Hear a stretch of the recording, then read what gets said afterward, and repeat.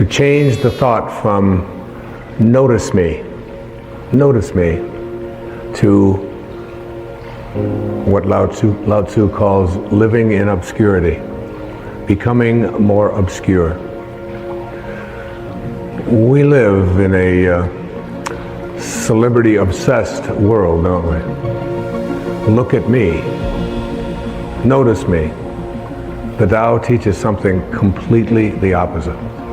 Listen to the 66th verse of the Tao. Water again. The sea stays low. And because the sea stays low, all of the rivers and all of the streams empty into it.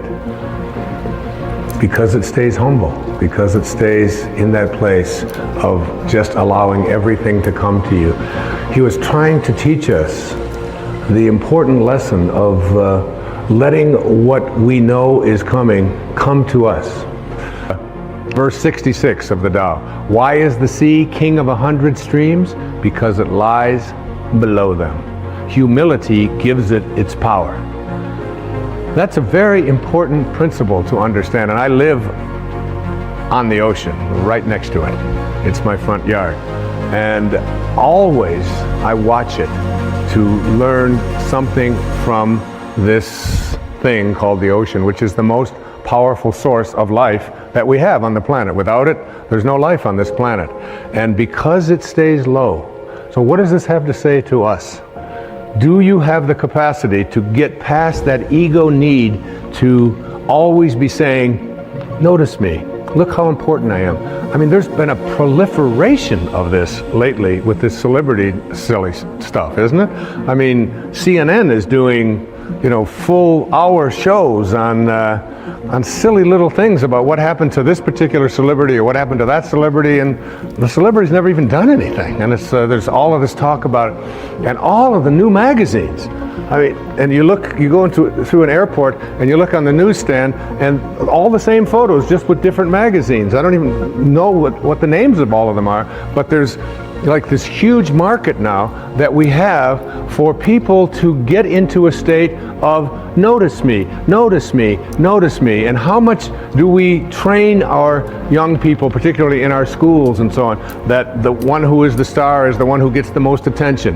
The one who is the most important and the most valuable is the one that has the most people liking them, and so on. This constant obsession with needing to be noticed. When in fact, what I have found for myself is the happiest moments of my life are when I can do it low and slow and not have anybody out there even know what I'm doing. To be able to, I mean, Louise never would have advertised the fact of some of the things I talk about with her generosity. She does it anonymously. It's almost always done in those ways.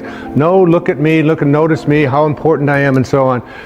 So much to learn from that kind of wisdom, from that kind of inner connection to the Tao, the ability and the willingness to do it anonymously, to say that you can just get done almost anything that you want to get done if you don't become obsessed with taking credit for it. In the 36th verse of the Tao Te Ching, it says, "The gentle outlast the strong.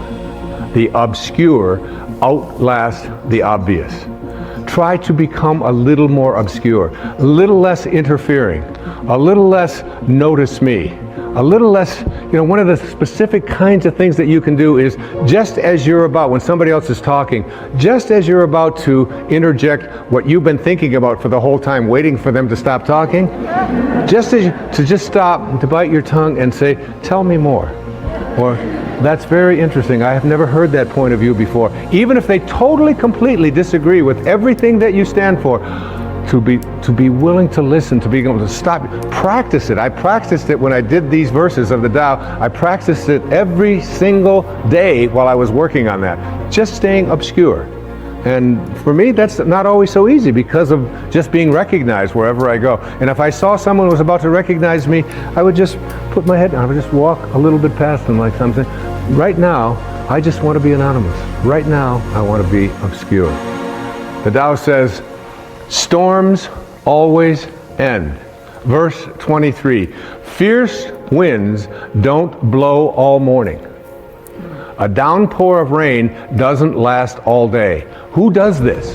Heaven and earth. You're already connected to everything you want or need.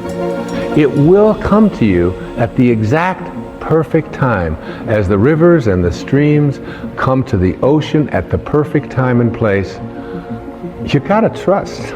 You gotta know it's going to come to you. You don't have to chase after it. You can become a little less obsessed with your ego and your self-importance and who you are and what you've done, and you can get so much more done. And you know what? It's the most peaceful and sweet, delicious way. It's like the song that Cecilia was singing about the rose. Thank you so much, and God bless you.